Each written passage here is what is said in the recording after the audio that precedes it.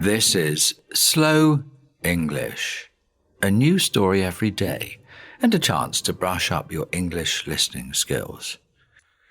The Mouse, the Bird, and the Sausage by the Brothers Grimm. Once, on a time, a mouse, a bird, and a sausage became companions, kept house together, lived well and happily with each other, and wonderfully increased their possessions. The bird's work was to fly every day into the forest and bring back wood. The mouse had to carry water, light the fire, and lay the table. But the sausage had to cook. He who is too well off is always longing for something new. One day, therefore, the bird met with another bird on the way, to whom it related its excellent circumstances and boasted of them. The other bird, however, called it a poor simpleton for his hard work, but said that the two at home had good times. For when the mouse had made her fire and carried her water, she went into her little room to rest until they called her to lay the table. The sausage stayed by the pot, saw that the food was cooking well, and when it was nearly time for dinner, it rolled itself once or twice through the broth or vegetables, and then they were buttered, salted, and ready.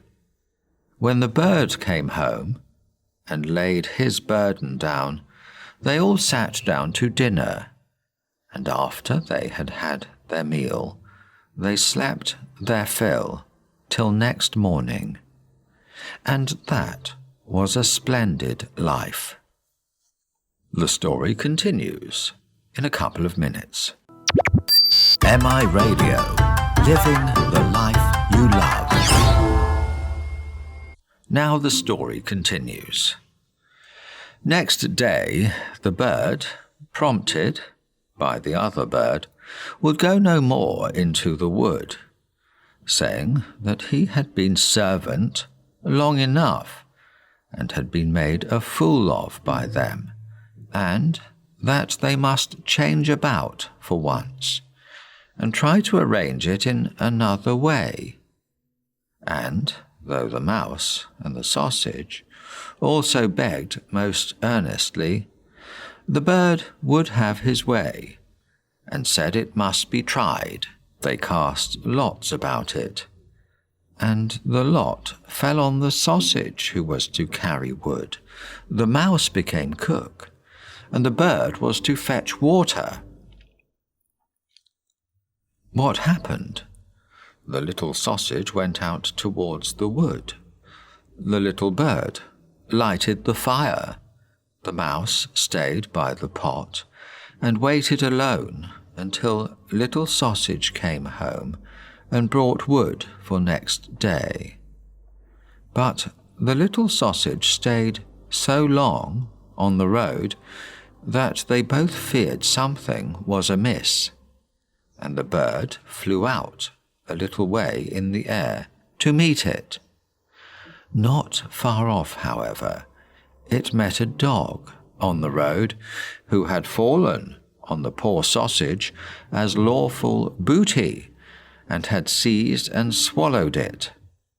The bird charged the dog with an act of barefaced robbery, but it was in vain to speak, for the dog said he had found forged letters on the sausage, on which account its life was forfeited to him. And you can hear the last part of the story next. MI Radio. Hear it. Feel it. Love it.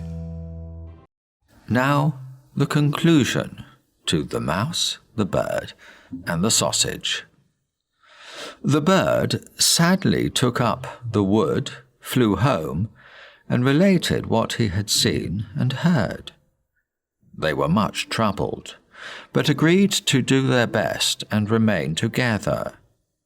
The bird, therefore, laid the cloth, and the mouse made ready the food, and wanted to dress it, and to get into the pot, as the sausage used to do, and roll and creep amongst the vegetables, to mix them. But before she got into the midst of them, she was stopped, and lost her skin and hair, and life in the attempt. When the bird came to carry up the dinner, no cook was there. In its distress, the bird threw the wood here and there, called and searched, but no cook was to be found. Owing to his carelessness, the wood caught fire, so that a conflagration ensued.